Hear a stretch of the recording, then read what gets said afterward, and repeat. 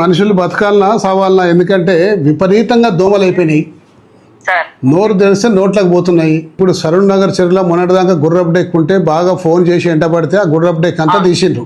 అవును సార్ తీసాను. తీసి దాని పక్కకు పెద్ద గుట్ట లేక కుప్ప పోసిండ్రు. ఎంబడెంబడే క్లియర్ చేస్తే తగ్గుతుంది దోమలు. నేను ఒకటే చెప్తున్నామ్మా, నేను మొన్న గొడవ చేసి బాగా ఈ దోమల మీద ప్రొటెక్ట్ చేస్తే 12-11 బండ్లు కొత్తవి వచ్చినాయని చెప్పిండ్రు.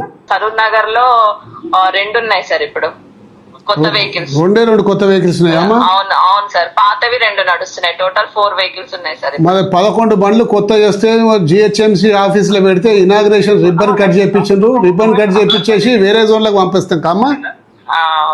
అక్కడే శాంక్షన్ అయినాయి సార్ యాక్చువల్లీ అవి, కానీ సార్ ఇక్కడ తెప్పించుకున్నారు పైలట్ బేస్ పైన.